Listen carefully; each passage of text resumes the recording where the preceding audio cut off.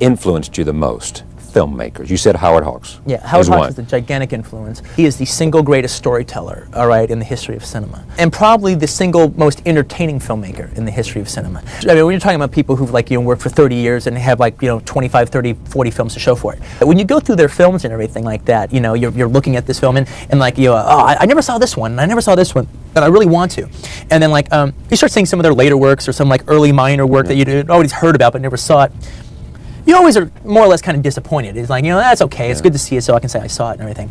Howard Hawks, except for one movie, never disappointed me. Even the ones that didn't get any credit whatsoever, like the ones he did later in his life, like something like Man's Favorite Sport, which is just basically a remake of Bringing Up Baby, is funny. Is it good as Bringing Up Baby? No, but it's like really good. It's really funny. Now, if I'm gonna watch Bringing Up Baby or Man's Favorite Sport, I'll watch Bringing Up Baby. But if Man's Favorite Sport's on TV, I'll watch it in 2 seconds. If it's playing at the theaters, I'll go see it. The director Sam Fuller, all right, who's this like kind of he's one of the greatest wild men of cinema. He made a series of films in the 50s. Probably the king of making war films because he fought in the Big Red One and everything. Yeah. And he makes really crazy movies. And he also made a lot of westerns and stuff. Sam Fuller's just crazy style was a big influence to me. De Palma was a big influence to me. And one of the things about De Palma that people never talk about, and I think De Palma is probably the greatest satirist of the last 20 years in cinema. I mean, his films are hysterical, biting black comedies. No one has his wit at all, great. His wit is just fantastic, even though he never makes official comedies.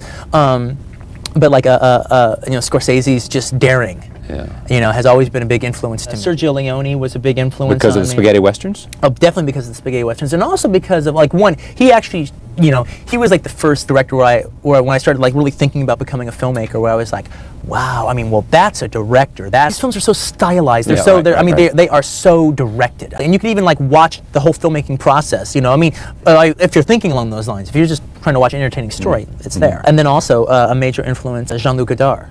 Basically because his inventiveness and his like breaking the rules and commenting on cinema while you're watching cinema. Yeah. There's a French director named Jean-Pierre Melville who came out in the 50s and basically started doing a whole series, and he was like a total like entertainment director. He did a whole series of crime films, always like set in Paris or Marseille or something, that were basically the Warner Brothers Bogart Cagney films, all right, but completely set to this like French Parisian rhythm. And they started like Allons Delon, and they're great. And they work very much in the same way that like Sergio Leone's films do, where they take a genre that like we know left, right, forwards, up and down and backwards, all right. But they do it with a whole different style and a whole different perspective. And here they've basically reinvented the genre. They've created something new that didn't exist before. That's what I'm always kind of trying to do with my genre films. To take something you've seen before, I love it, I respect it, and I'm going to deliver the goods. I'm not just going to be some arty guy going, I'm delivering the goods, but I'm also trying to reinvent it in a way.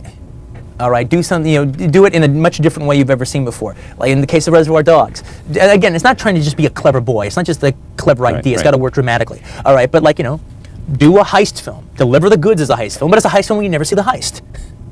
That's just my goofy way of doing it. All right,